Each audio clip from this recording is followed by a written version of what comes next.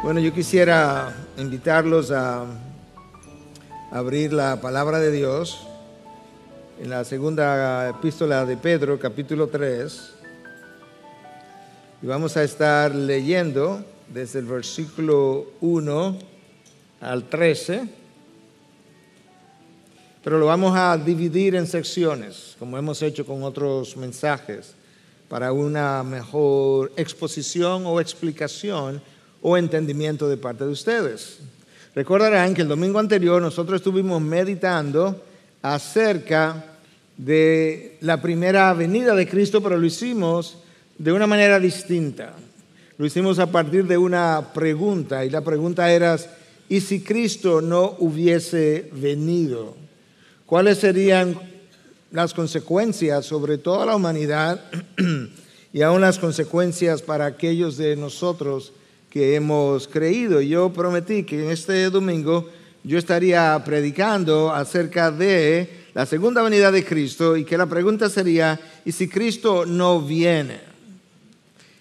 Pero mientras más medité en la pregunta, más incómodo me sentía, porque eso es una imposibilidad. De manera que yo cambié la pregunta y quiero abordar el tema desde otra interrogante, y la interrogante es: ¿y si Cristo viniera hoy? Piensa por un momento, ¿y si Cristo viniera hoy? Yo quise hacer esa pregunta por más de una razón. Por un lado, hablamos de la primera venida de Cristo, como dijimos, y esta sería la segunda venida de Cristo, de manera que serían como dos portalibros, y en ese tiempo es que nosotros estamos viviendo, lo que en el inglés llaman el now but not yet, el ahora pero no todavía. Ya hay una parte que se cumplió, pero hay otra parte que no se ha cumplido, y estamos viviendo en ese tiempo. Pero también yo quise abordar la pregunta porque una de las preguntas más frecuentes que yo he oído como pastor, tanto en nuestro país, en nuestra iglesia, como cuando viajo, es la pregunta de si yo creo que Cristo está a la puerta, si yo creo que esta generación lo va a ver, que si yo creo que Cristo vendrá en pocos años. Y a la verdad que la palabra de Dios registra que solamente el Padre conoce ese día y hora, y el Hijo ahora lo conoce, pero no lo conoció en su paso por la tierra. Me llama la atención cada vez que leo el pasaje que dice que ni aún los ángeles saben. De manera que en el cielo hay una multitud, hay miríadas de ángeles, arcángeles, querubines, serafines, y ese día y hora está vedado para ellos también. Ahora, yo afirmo con toda convicción, a pesar de mi humanidad caída y limitada, que esta generación verá el fin de una era, el fin del colapso de la civilización de Occidente. A mí no me cabe la menor duda que si Dios me concede 20 años más, yo lo veré, porque ya ha comenzado. Y alguien me preguntó hace un tiempo atrás: ¿y eso qué significa? Y yo no había meditado mucho en la pregunta, a pesar de que entendía lo que era, y me cogió como un tiempo desenrollar eso, pero hoy yo tengo una respuesta mucho más concisa. Y básicamente el colapso de la civilización de Occidente, yo lo explico de esta manera: es un deterioro progresivo del orden moral, de la inmoralidad, de la violencia y de la desvalorización del ser humano que los valores cristianos habían traído a la sociedad, que impactaron enormemente sobre todo lo que es Europa y Estados Unidos. Pero ahora resulta que Europa está en grandes problemas. Europa quiso unirse y formar la Unión Europea y darle fortaleza, pero la Unión Europea, desde que se formó, se ha ido debilitando. Gran parte de la razón por la que no ha colapsado es por los enormes billones de dólares que Alemania, una nación tan rica, le ha inyectado a la economía para no dejarla caer. Pero Alemania ahora está inestable. Está inestable porque Angela Merkel está saliendo como canciller de la nación, donde ya tiene más de, desde 2005 a esta parte, más de 10 años en el poder. En el año 2017, ella fue votada como la mujer más poderosa del mundo por 11ª vez. 11 años consecutivos siendo considerada la mujer más poderosa del mundo. Ella está saliendo. Ella fue la propulsora número 1 de abrir las fronteras para el avance de la migración, y hoy en día Alemania tiene grandes problemas con la migración musulmana. Inglaterra comenzó en el mercado común europeo y se salió porque no podía sostener la economía propia en medio de una economía de una comunidad que también estaba en peligro. El Medio Oriente sigue ardiendo como siempre. La iglesia de Europa se murió. La iglesia en Estados Unidos está en estado agónico y los mejores líderes que tenemos están de acuerdo con lo que yo acabo de decir. Y esa misma nación ha experimentado un deterioro enorme, un deterioro moral en los últimos 20 años, a pesar de las pequeñas luces que vemos aquí y allá en los últimos 2 años.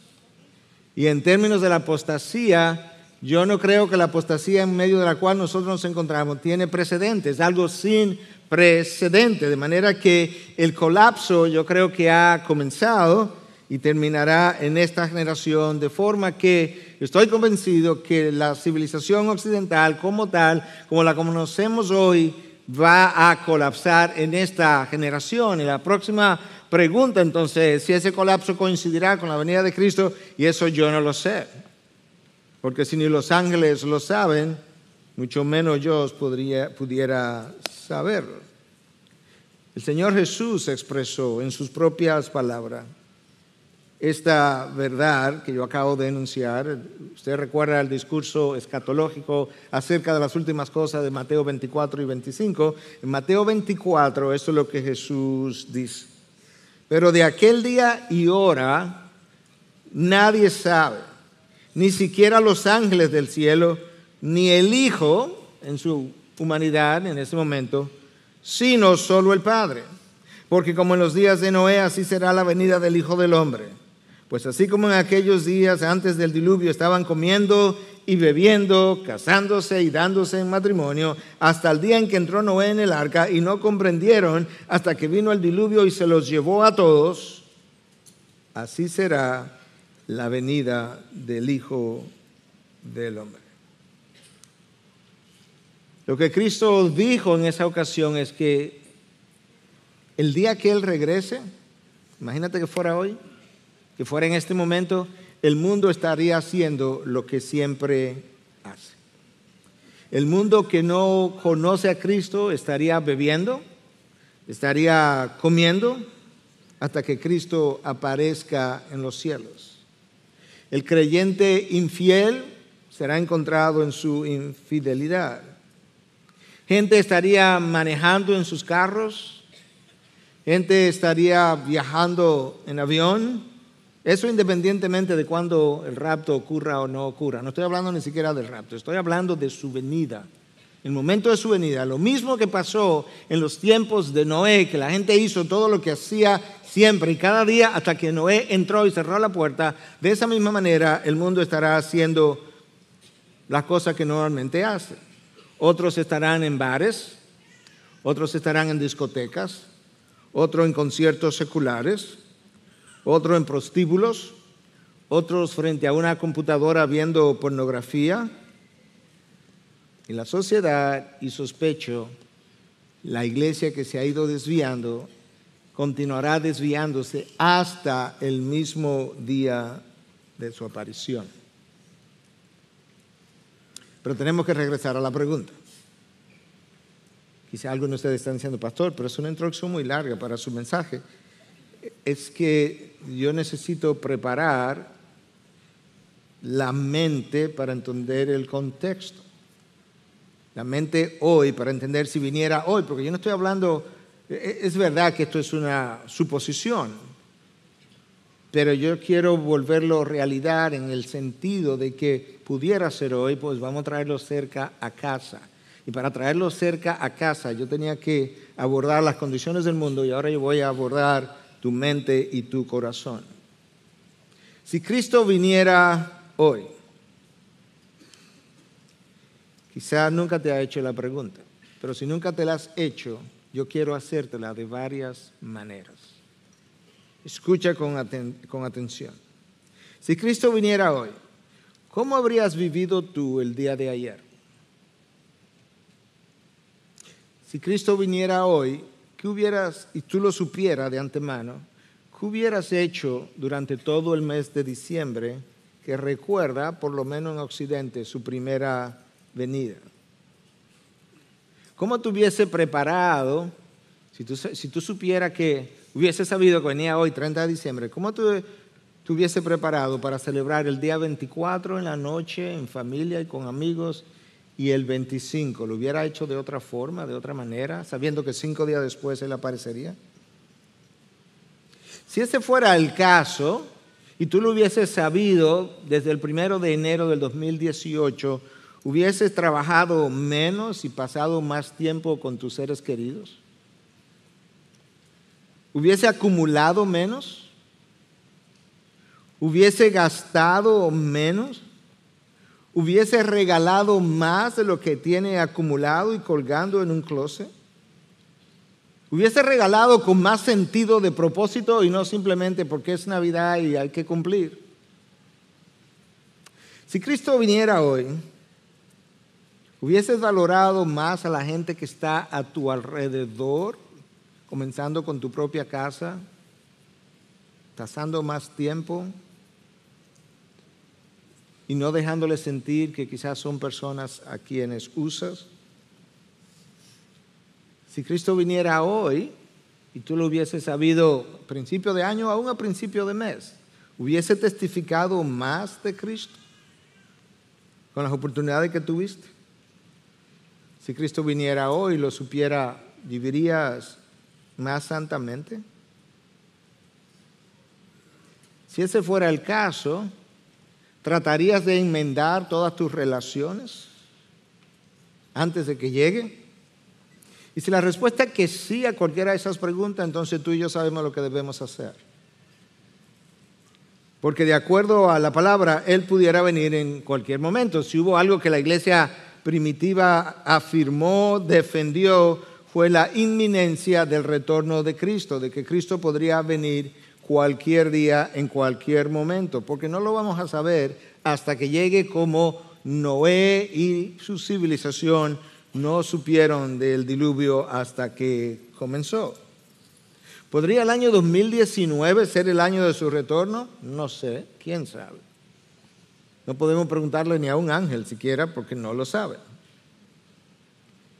Y con esa introducción yo creo que estamos más o menos preparados para situarnos en la pregunta y lidiar con el texto de Pedro en su segunda carta, capítulo 3. Yo voy a leer los primeros 2 versículos y luego entonces seguimos más adelante.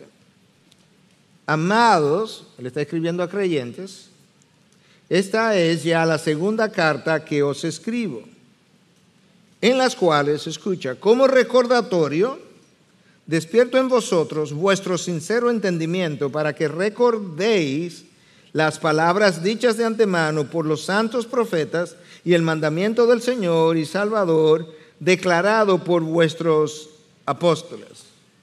Esta es la introducción a lo que Pedro quiere decir. Él quiere hablar, va a hablar de la segunda venida de Cristo, pero él comienza identificándolos como hermanos en la fe y les llama amados. Creo que 3 veces él usa esa palabra para referirse a los recipientes de esta carta. Y él dice que la intención de la carta es despertar su entendimiento. Necesito despertar en ustedes un entendimiento sincero. Sin embargo, él dice que la forma como él va a despertar ese entendimiento no es con cosas nuevas, sino para que recordáis, esto es viejo, las palabras que ya fueron dichas previamente por los profetas del Antiguo Testamento, por el Señor Jesús y luego por los apóstoles. En ese orden, los profetas primero, Señor Jesús después y luego los apóstoles que continuaron el trabajo que Jesús inició. Pedro nos revela que estos tres hablaron de la segunda venida. Y sabemos que Dios no miente y Dios no cambia.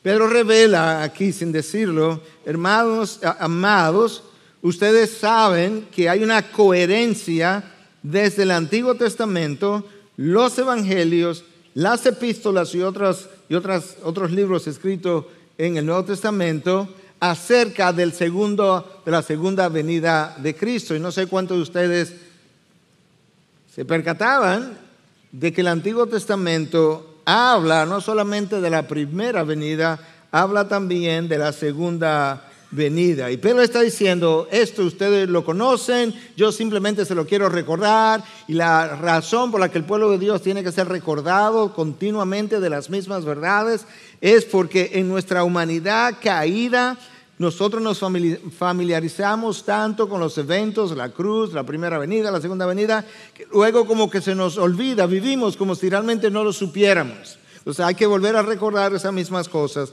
Es como que hay que desempolvar las cosas que ya habían sido dichas, y eso es lo que Pedro está haciendo. Yo voy a desempolvar las palabras que ya fueron dichas de antemano. El Antiguo Testamento habla tanto de la primera venida como de la segunda venida.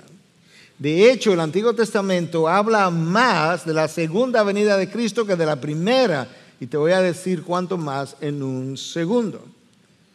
Hay múltiples textos en el Antiguo Testamento que yo prefiero llamarle el primer pacto, porque la palabra antiguo no me suena bien, porque suena como que ya no tiene sentido conocerlo ni estudiarlo. Y es mejor llamarle para mí primer pacto. En ese primer pacto hay múltiples textos que hablan de la primera y la segunda venida, y hay textos que hablan de la primera y la segunda al mismo tiempo, en un solo texto, más de uno. Y yo te voy a leer simplemente uno con el cual tú estás familiarizado para que lo puedas ver. Isaías 61, del 1 en adelante, dice lo siguiente: el Espíritu del Señor Dios está sobre mí, porque me ha ungido el Señor para traer buenas nuevas a los afligidos. Me ha enviado para vendar a los quebrantados de corazón, para proclamar la libertad de los cautivos y liberación a los prisioneros, para proclamar el año favorable del Señor. ¿Le suena familiar? ¿Quién habló esas palabras? Jesús mismo, cuando salió del desierto y fue a predicar por primera vez, a iniciar su ministerio. Este es el texto con el que él inicia. Sin embargo, Jesús se quedó corto con relación a la cita que él estaba usando, porque él comienza en Isaías 61, lee el primer versículo, comienza a leer el segundo versículo y se para en la mitad del segundo versículo, que termina con el año favorable del Señor. ¿Sabes por qué? Porque hasta ahí ese texto es acerca de la primera venida. De ahí en adelante es acerca de la segunda venida. Déjame leértelo. Para proclamar el año favorable del Señor, ahí donde Jesús se para y no dice más nada. Segunda venida ahora. Y el día de venganza de nuestro Dios. Eso no tiene nada que ver con la primera venida. Para consolar a todos los que lloran, para conceder a los que lloran en Sión que se les dé una diadema en vez de ceniza, aceite de alegría en vez de luto, manto de alabanza en vez de espíritu abatido, para que sean llamados robles de justicia, plantío del Señor, para que Él sea glorificado. Un texto, dos venidas, la primera y la segunda. Cristo usa la primera mitad, no así que ni mitad, la primera parte, para hablar de la primera venida, y se detiene porque Él no vino a llenar todavía la segunda venida de su persona. Ahora, yo les dije que el Antiguo Testamento tiene más profecías acerca de la segunda venida que la primera venida, y alguien hizo un conteo y llegó a 335 profecías, más o menos 100 cumplidas en la primera venida, 200 y tantas sin cumplir, que tienen que ver con la segunda venida. ¿Tú crees que esto es un evento importante de estudiar y escudriñar? Y sin embargo, nosotros muchas veces somos ignorantes de lo que la palabra dice acerca de su segunda venida. La segunda venida de Cristo, si la primera venida ocurrió y las profecías fueron llenadas al dedillo, nosotros tenemos plena confianza para depositar nuestra fe en que las siguientes profecías se cumplirán de igual manera. En cierta forma, el mundo está preñado y el Hijo viene de camino. El mundo está en labor de parto y Él está en el canal loco por salir. Y Pedro va a narrar la segunda venida del Señor simplemente con un recordatorio. Eso es lo que dicen los versículos 1 y 2. De lo que dijeron los profetas, de lo que dijo el Señor Jesús y lo que dijeron también los apóstoles.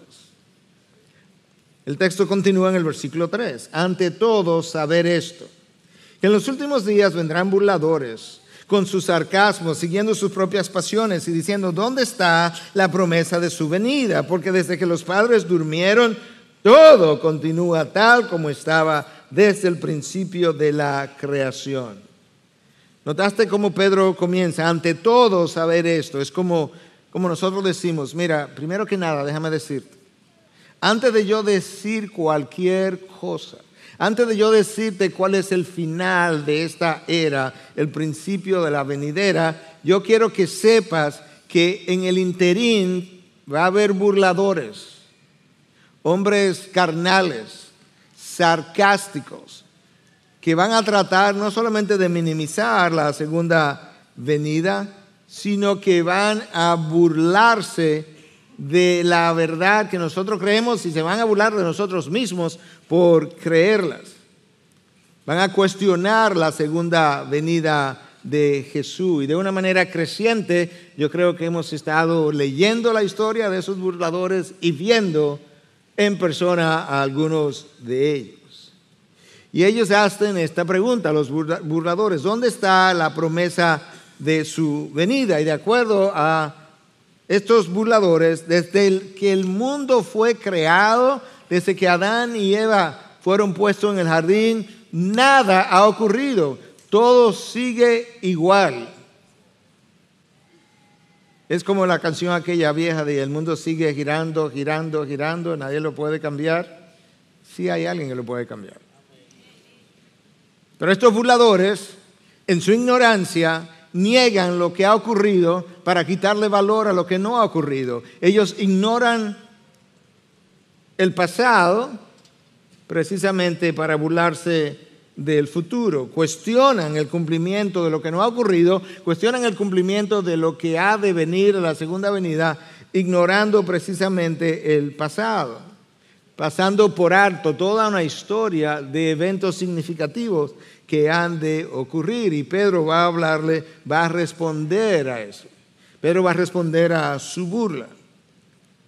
Y el texto de hoy nos recuerda que sí habrá una destrucción, que no será por agua, pero que será por fuego el día del juicio. Al final del camino, los burladores niegan la existencia de un universo que rinde cuenta a Dios. Eso es lo que los burladores no quieren hacer. Esa es la verdad que ellos no quieren masticar y digerir, de que el mundo entero tiene que rendir cuenta a Dios y que cuando lo haga al final, cuando Dios le haga rendir cuenta, no será bonito. Eso le conviene, y la manera por la que la gente niega a Dios, niega sus escrituras, es precisamente porque no le conviene lo que las escrituras tienen que decir. Por lo menos no le conviene a su rebelión, a su corazón rebelde. Entonces Pedro ahora va a responder. Pedro va a responder a los burladores. Y le dicen los versículos 5 y 6, pues cuando dicen esto, no se dan cuenta que los cielos existían desde hace mucho tiempo, y también la tierra surgida del agua y establecida entre las aguas por la palabra de Dios. Por lo cual el mundo de entonces fue destruido, siendo inundado con agua, pero los cielos y las tierras actuales están reservados por su palabra para el fuego, guardados para el día del juicio y de la destrucción de los impíos. Pedro comienza recordándoles la creación. El mar, la tierra existían de hace mucho tiempo. Pero les recuerda también que la tierra salió del agua. En cierta medida es así. Cuando tú lees el libro del Génesis, 9 veces aparece la frase, y dijo Dios, y dijo Dios. En una de esas, dijo Dios, sepárense las aguas, y apareció lo seco. De manera que la tierra surgió ciertamente en ese sentido del agua. Y eso es lo que Pedro está tratando de ayudarles a creer y a entender. Él comienza con la creación y luego le habla de un diluvio universal que eliminó a toda la población que el planeta pudo tener hasta ese entonces, dejando vivos solamente 8 personas. ¿Te imaginas? El llamado es para muchos, pocos los escogidos, 8. Y esos 8 se salvaron porque de alguna manera Dios casi tuvo que forzar por lo menos a Lot para que saliera. Dicho sea de paso, hay no menos de 200 culturas alrededor del mundo que tienen relatos de un diluvio universal con una coherencia con el relato bíblico de aproximadamente un 80%. De manera que alguien se encargó de ir pasando ese relato de persona a persona y de región a región para que quede registro casi en todo el planeta de que hubo un evento cataclísmico en algún momento del pasado, y ese elemento es que los burladores olvidan, ignoran, y Pedro se lo está ayudando a recordar que ellos hacen eso porque ellos ignoran que Dios, que creó la tierra por el poder de su palabra, está ahora mismo sosteniendo la misma tierra, el mismo planeta por la palabra de su poder de la misma manera, pero con una diferencia, de acuerdo a lo que Pedro dice. Y es que Dios está preservando la tierra, los cielos actuales, la tierra actual, lo está reservando, dice el texto, para destrucción. Escúchalo, están reservados por su palabra para el fuego. Dios lo preserva por su palabra, concuerda con lo que Hebreos 1 dice, que Dios sostiene el universo por la palabra de su poder, y que están guardados para el día del juicio y de la destrucción de los impíos. Eso es exactamente lo que yo acabo de explicar. Pedro continúa y dice, pero, amados, la segunda vez que él usa la palabra amados, una tercera vez en el resto de la epístola, no ignoréis esto. Pedro está diciendo, no sean ignorantes ustedes. Si los impíos son ignorantes, si los impíos no quieren saber o no quieren creer lo que pasó, no sean ignorantes ustedes. Y yo simplemente le voy a recordar lo que ya fue dicho. Lo que ya fue dicho 3 veces. En la época de los profetas del Antiguo Testamento, en la época del Señor Jesús y en la época de los apóstoles. No ignoréis esto, que para el Señor un día es como 1000 años. Y 1000 años como un día. Por eso nosotros nos desesperamos a veces. ¿Y cuándo será que el Señor va a hacer esto? Oye, pues ya ha pasado 8 años, 10 años, 15 años. Y el Señor dice, es que tú no entiendes que para mí 1000 años es como un día.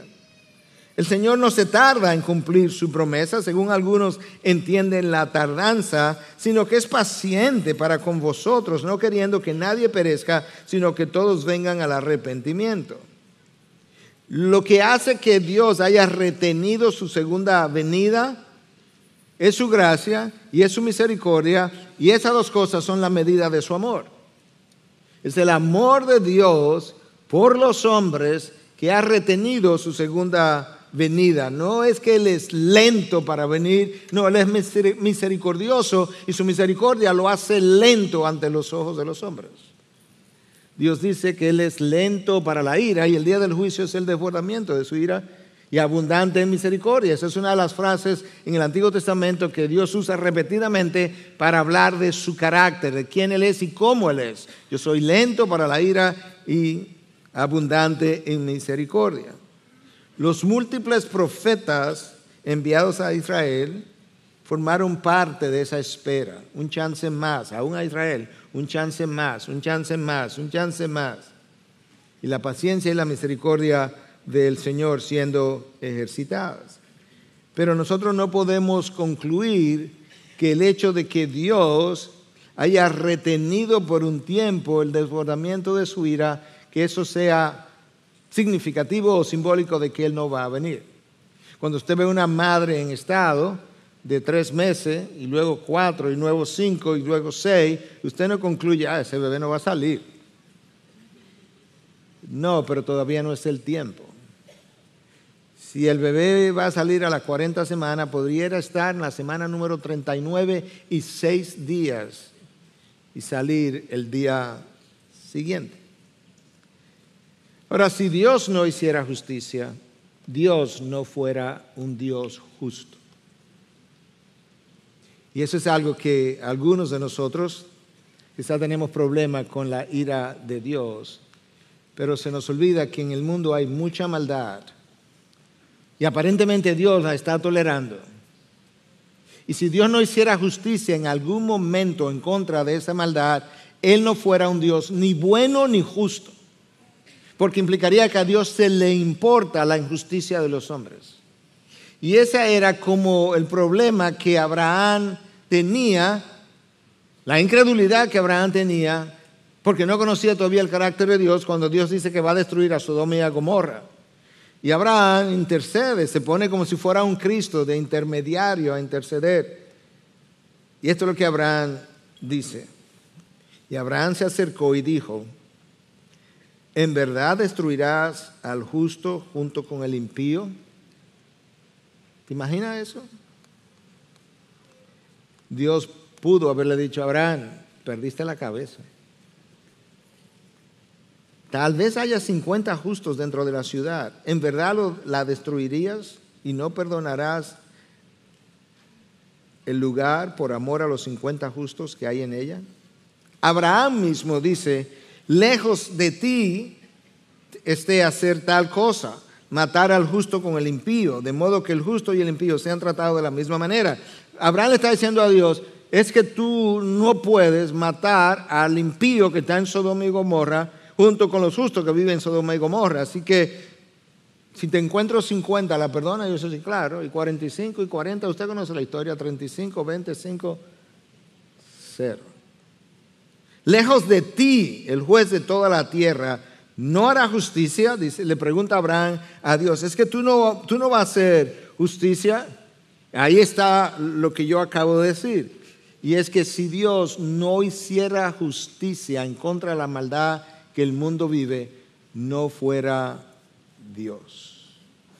El impío tendrá un trato en ese último día y el creyente tendrá otro trato.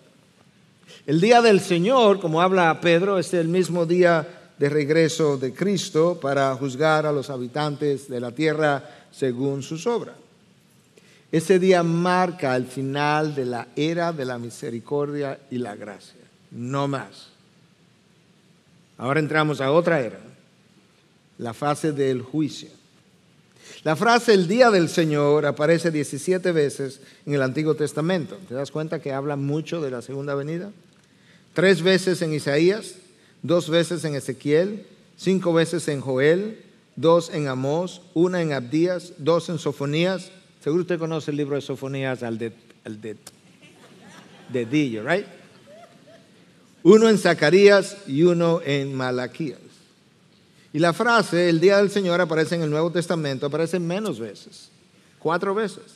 1 en Hechos, 1 en 1 Tesalonicenses 5:2, 1 en 2 Tesalonicenses 2:2 y otra en 2 de Pedro 3:10, que es el texto de hoy. El día del Señor es una frase equivalente al día de la ira de Dios. Si tú juntas esas 2 frases, entonces hay no 17 apariciones de las frases, sino 24 apariciones. Y Pedro nos habla de una venida que va a ser súbita, como ladrón en la noche, dice el texto que nosotros estamos considerando. Déjame continuar leyendo el versículo 10 para que pueda entender entonces mejor. Pero el día del Señor vendrá como ladrón, en el cual los cielos pasarán con gran estruendo y los elementos serán destruidos con fuego intenso y la tierra y las obras que hay en ella serán quemadas. ¿Se acuerda eso por un momento? Las obras que hay en ella serán quemadas, porque yo me voy a referir a eso en un momento. Puesto que todas estas cosas han de ser destruidas de esta manera, esta es la pregunta de Pedro. En vista de que todo esto va a ser destruido de esta manera, ¿qué clase de personas no debéis ser vosotros en santa conducta y en piedad, esperando y apresurando la venida del día de Dios, en el cual los cielos serán destruidos por fuego y los elementos se fundirán con intenso calor? Todo va a ser fundido de tanto calor que habrá. Pero según su promesa, nosotros esperamos, ese pero es para nosotros. Pero según sus promesas, nosotros esperamos nuevos cielos y nueva tierra en los cuales mora la justicia. Eso es lo que nos espera a nosotros. Al impío no le espera un cuadro bonito, a nosotros nos espera un nuevo cielo, una nueva tierra donde solo habrá justicia. El justo y el injusto tratado de manera diferente. Dios mostrando su carácter a través de todo esto, pero la venida será súbita, será inesperada, será sorpresiva, será repentina. La gente estará haciendo lo que estaba haciendo. Algunos estarán casándose, dependiendo de qué nación tú estés y la hora del día. Algunos estarán delante de un juez civil, otros estarán delante de su propia congregación. Imagínate que viniera ahora. Imagínate que ocurriera en este momento. Tú escuchaste lo que nosotros vamos a ver y escuchar. Va a haber un gran estruendo. En el original da la impresión, no tanto de un estruendo, pero sí de un sonido, como diríamos nosotros en inglés, eerie, como atemorizante, porque es el sonido de una flecha que ha sido disparada a gran velocidad cuando viaja y atraviesa el viento. Es el pero no con el volumen que yo lo hice, obviamente, ni con el volumen de ninguna voz humana. Dios considera que es importante que los hombres recuerden que habrá un día donde Él juzgará las acciones de los hombres. Dios parece pasar por alto las injusticias, pero solamente parece, como ilustramos con la vida de Abraham. La ira de Dios. La frase aparece más de 50 veces en la Biblia. ¿Tú crees que Dios cree que es importante? Más de 50 veces Él habla, más en el Antiguo Testamento que en el Nuevo Testamento, de la ira de Dios con relación a su segunda venida. En el libro de Apocalipsis se habla de las 7 copas de la ira de Dios. Yo no sé si usted la ha leído, pero sería bueno que lea acerca de lo que cada una de estas copas representa. Yo no quisiera estar presente cuando se derrame el primer chorrito de la primera copa, porque no es bonito el cuadro. El libro mismo de Apocalipsis habla 7 veces del furor de la ira de Dios. Furor de la ira. Ya con ira yo estoy amedrentado. Furor de la ira. El diccionario de la Real Academia tiene como sinónimo ira exaltada, o como definición, furor es ira exaltada. Otro diccionario tiene como sinónimo de furor la furia de Dios. 7 veces en Apocalipsis, 14:10, 14:19, 15:1, 15:7, 16:1, 16:19 y 19:15. Ese día el Señor pagará a los hombres conforme a su iniquidad. El ruido de esa flecha que viaja a través del aire a gran velocidad, o el ruido, en el original da esa impresión. Tú has estado frente a chimeneas. A algunos de nosotros nos encantan las chimeneas. Tú has oído ese crack, crack, como ese de las chispas que se dispara, que la madera dispara cuando se está consumiendo. Es como una combinación de esas dos cosas. Eso es lo que vamos a oír. Y yo creo que parte de esa chispa que estamos oyendo, sonido como de chispa, es que el fuego comenzó. Y eso es lo que nosotros vamos a estar escuchando. Ahora, imagínate el poder, la grandeza y la sabiduría de un Dios que en un solo momento va a hacer implotar un universo que tiene más de 200 billones de galaxias y cada galaxia con millones de astros, y todo va a implotar y se va a consumir. Si grande, inmenso es ese evento, más grande es el Dios que lo está causando. Imagínate la grandeza de ese Dios, la sabiduría, el poder de ese Dios, que Él está haciendo que el universo entero implote, se consuma por fuego, y al mismo tiempo está preservando a los suyos de la total destrucción del universo. ¿Te imaginas eso? ¿Te imaginas la sabiduría de ese Dios, el poder de ese Dios? ¿Cómo tiene la habilidad de sacarnos, como quien dice, del universo? Ese es el Dios a quien tú y yo exaltamos. ¿Cuántos de ustedes han estado en presencia de un gran terremoto? No los terremotos de nosotros, del 5.0.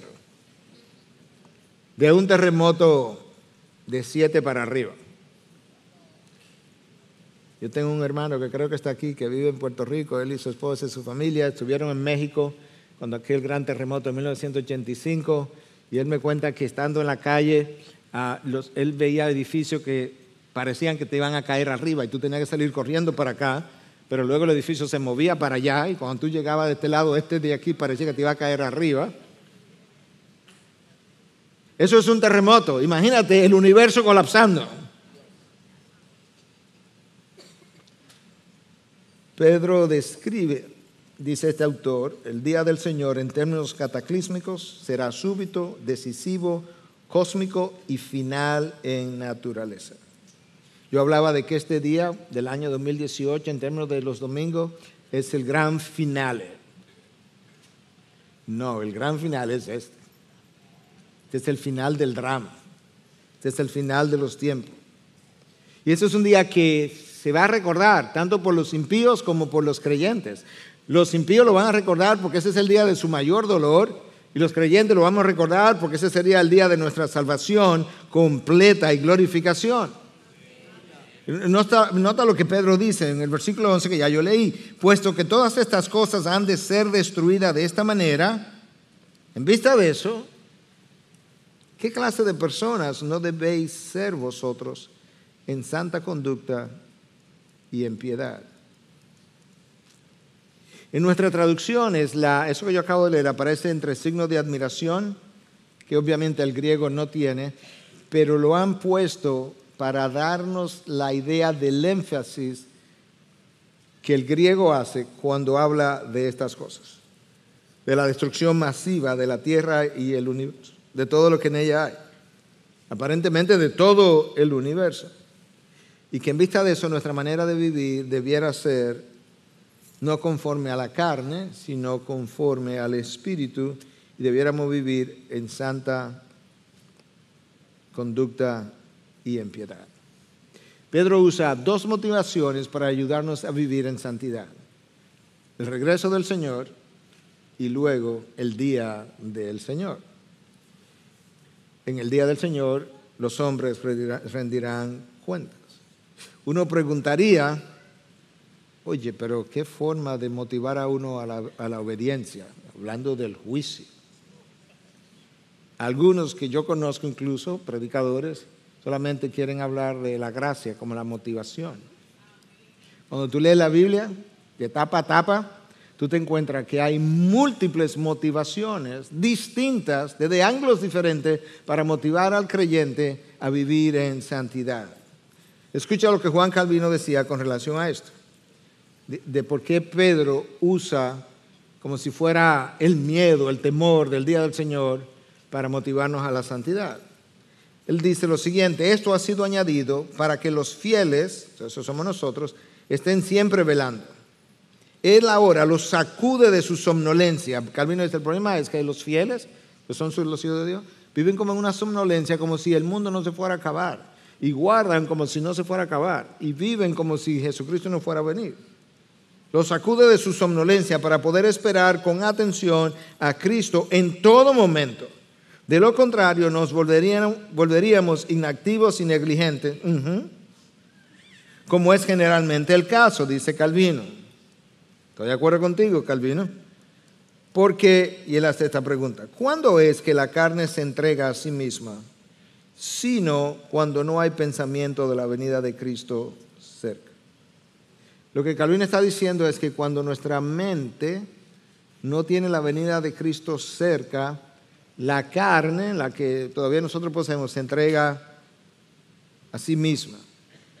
Y Calvino no está pensando simplemente en los extremos de cómo la carne se entrega, que tiene que ver con bebidas y el sexo y una serie de cosas. No, la carne también se entrega a las cosas de este mundo, a las cosas materiales, a ganar, a acumular, a trabajar más para acumular más para que otro gaste. Déjame darte testimonio de la palabra misma, de cómo, te voy a dar solamente algunos, de cómo la palabra usa diferentes motivaciones para estimularte a ti y a mí a la misma cosa, que es la obediencia y la vida de piedad. En Levítico 19, la motivación para vivir, como Pedro quiere que vivamos, es que Dios es santo. Por tanto, sed santo. En Filipenses 1:37, la motivación es el Evangelio, que vivamos de una vida digna del Evangelio. Si el Evangelio realmente implica la muerte de este Redentor, el derramamiento de sangre por ti como pecador, el Evangelio, el recordatorio de lo que el Evangelio es y te trajo y de lo que te salvó, debiera ser una motivación enorme para vivir en santa conducta y piedad, como dice Pedro.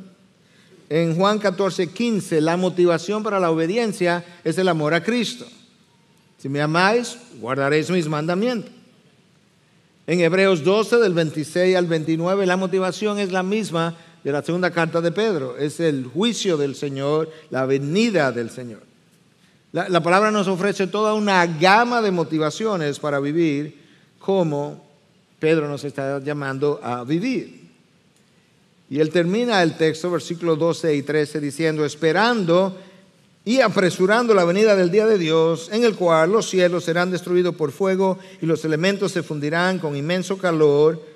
Pero según su promesa, nosotros esperamos nuevos cielos y nueva tierra en los cuales mora la justicia. De acuerdo a este versículo 10, los elementos se fundirán. Cuando la iglesia anterior que estaba operando en el CEP se quemó, hubo gran calor acumulado y nosotros vimos hierro doblado. Pero este fuego va más allá de eso. Y es que ese hierro que vimos doblado, lo vamos a ver fundido, hierro líquido, por así decirlo. Ese versículo nos recuerda que este es un mundo desechable. Tú has comprado jeringuilla desechable, ¿verdad? Tú la usas una sola vez y la desechas. Pues Dios está usando este mundo una sola vez y lo va a desechar. Ahora piensa en eso porque yo quiero hacerte algunas preguntas. Si tú sabes que este mundo es desechable, si tú sabes que el mundo, el universo entero se va a colapsar y se va a fundir, oye lo que eso implica. Todas nuestras posesiones para las cuales hemos trabajado arduamente, la van a quemar, van a desaparecer. Todas las cuentas de banco, con todos los dólares y euros que pudiera tener, para no hablar de pesos dominicanos, que tienen menos valor, no la volverás a ver. Todas nuestras inversiones, donde las tenemos y que chequeamos, que si me dieron los beneficios, que si me pagaron los intereses este mes, desaparecerán. ¿Tienes ropa de calidad? Van a ser quemadas. ¿Tienes carro de calidad? Lo van a fundir.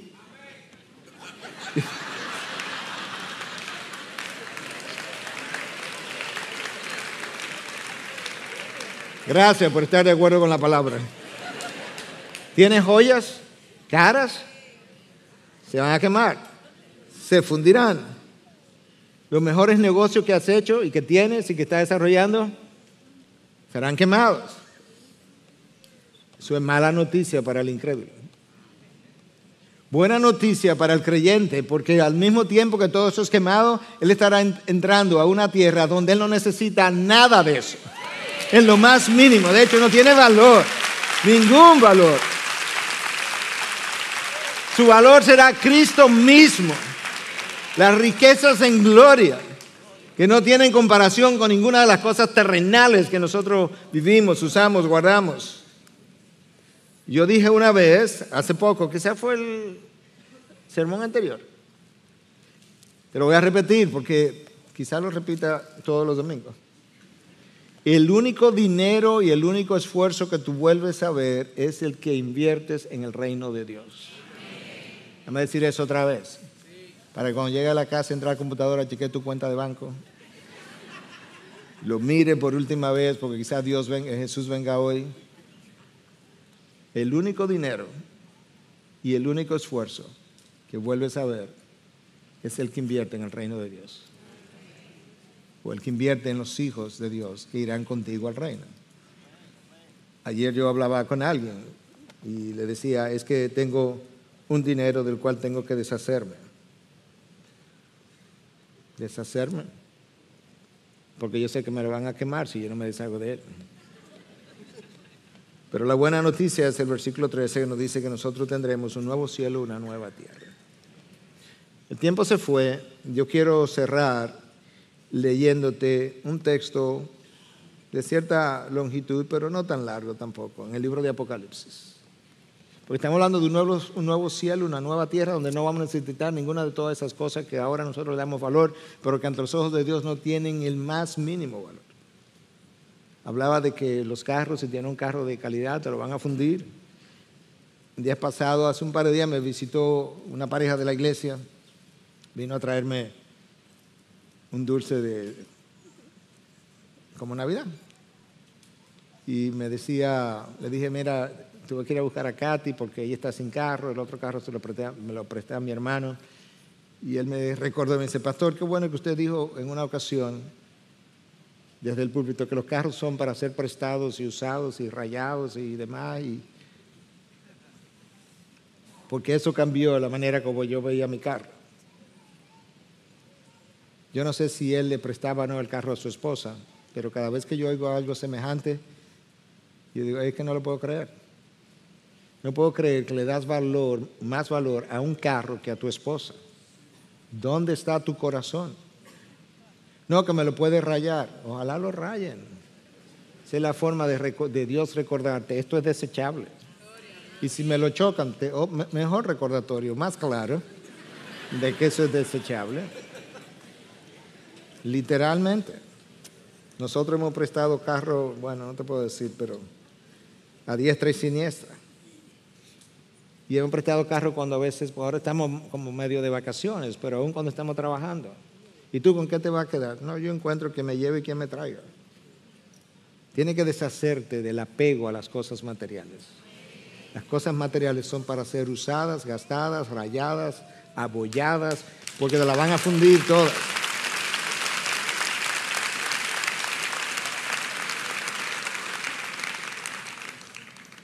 Habiendo dicho todo eso, mira lo que te espera, a ver si tú vas a seguir pensando tanto en los carros, en los bolígrafos, en los relojes, en las joyas. Mira lo que te espera, porque no va a poder manejar en el reino de los cielos. Y no necesita carro cómodo tampoco, no hay hoyos en el reino de los cielos. No hay medicina en el reino de los cielos, tú lo has oído. Y vi un cielo nuevo, Apocalipsis 21, y una tierra nueva, de eso que está hablando Pedro. Pero Pedro no nos dice cómo que eso va a lucir. Pero Apocalipsis nos dice cómo. Y vi un cielo nuevo y una tierra nueva. Porque el primer cielo y la primera tierra pasaron y el mar ya no existe. Aquellos de ustedes que les gusta la playa, lo siento. Pero usted va a nadar en la gracia abundante de nuestro Dios. Y vi la ciudad santa, la nueva Jerusalén, que descendía del cielo de Dios. Oye, te van a preparar una ciudad nuevecita. En buen cibaeño, sin, ¿cómo dicen? No ha sido desencetado, ¿cómo dicen? Sin encetar. No creo que exista esa palabra, excepto en el cibao nuestro. Y vi la ciudad santa, la nueva Jerusalén, que descendía del cielo de Dios, preparada como una novia ataviada para su esposo. Amén. Entonces oí una gran voz que decía desde el trono: he aquí el tabernáculo de Dios está entre los hombres, y Él habitará entre ellos, y ellos serán su pueblo, y Dios mismo estará entre ellos. Él enjugará toda lágrima de sus ojos, y ya no habrá muerte. Oh, ¿dónde está, sepulcro, tu aguijón?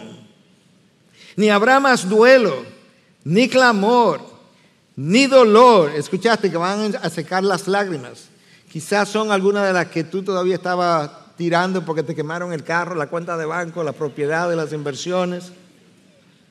Porque las primeras cosas han pasado. Y el que está sentado en el trono dijo: he aquí, yo hago nuevas todas las cosas.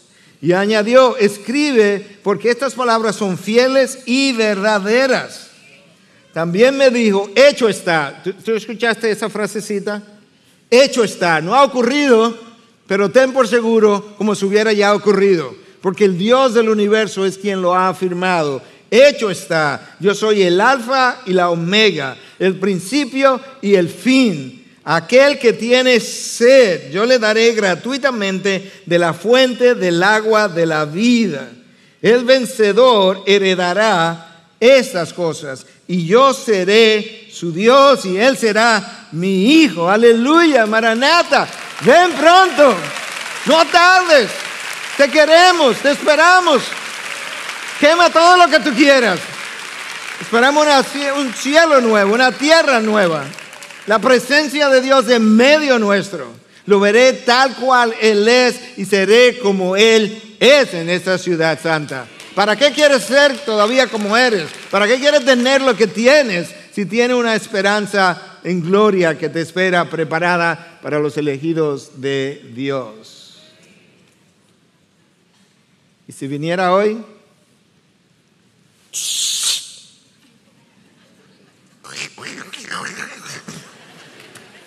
¡boom!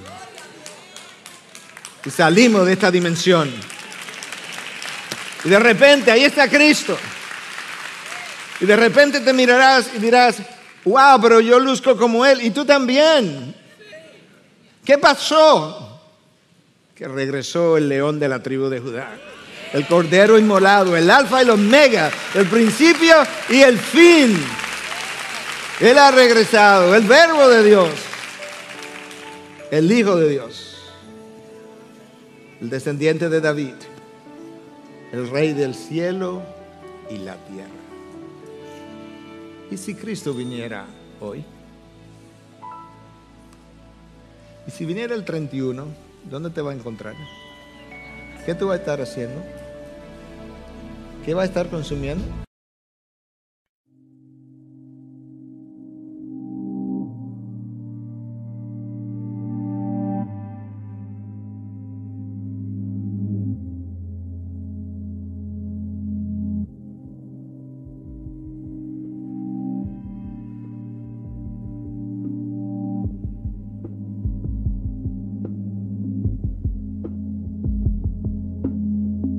I sent my name into the void. It came back shaped like fractured noise. My hands dissolve, my pulse is slow. Time hums in loops I used to know. Stars don't blink, they stare me down.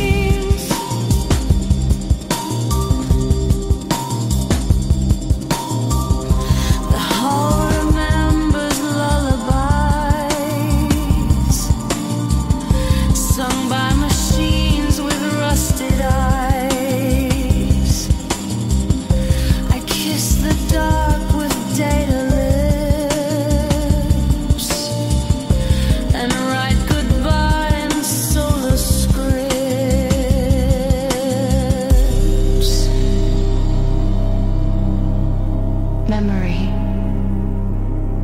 Misaligned. Orbit failed. Transmission ends. I remain.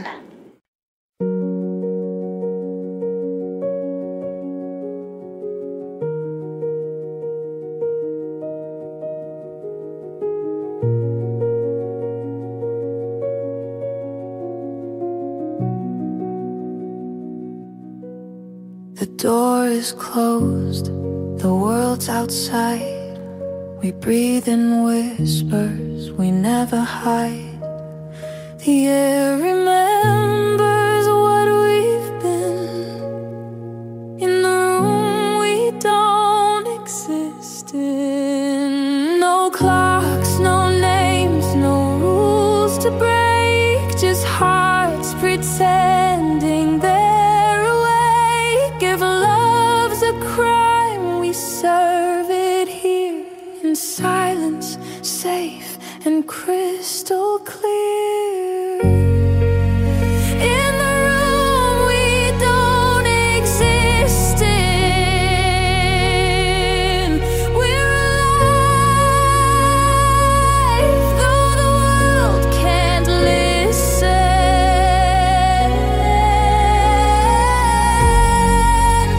Every touch rewrites what's real.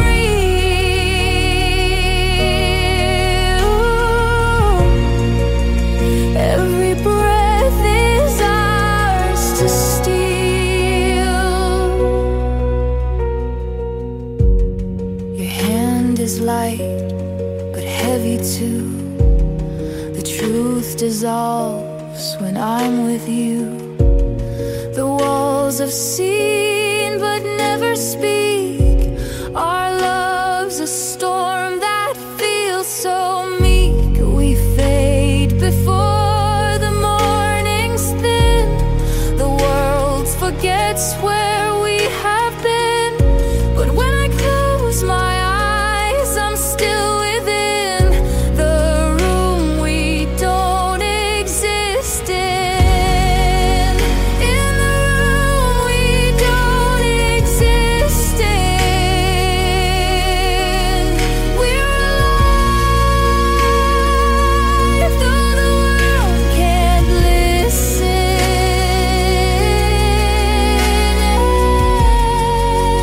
Every touch rewrites what's real.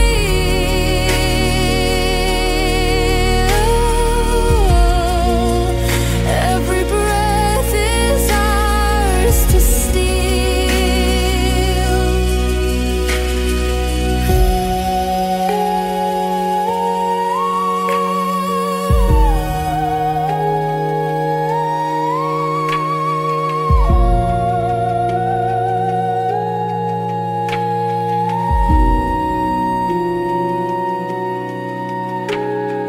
hang drum echoes soft and slow like raindrops in a dream shadow. Piano weaves what words can't say, and cello cries the night away.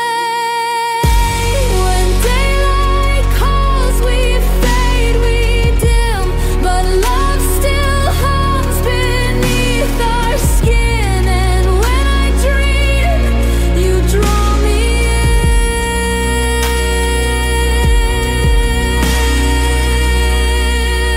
into the room we don't exist in.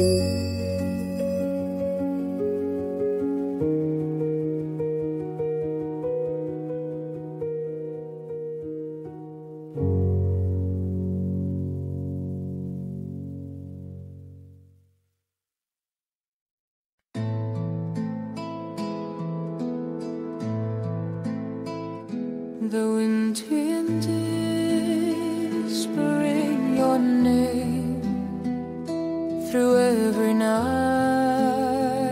It sounds the same, 1,000 miles, yet I can hear your voice that calms my every fear.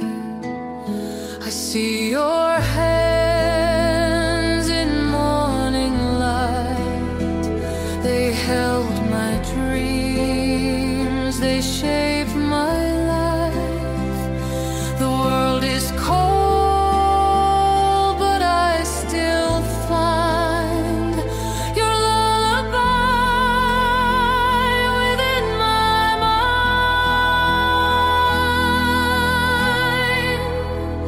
Mother's voice in the wind, calling me home again. Through the noise of the world outside, your song still echoes deep inside. Though I'm far, I still begin with mother's voice in the wind. I chase the days, I cross the sea, but still your breath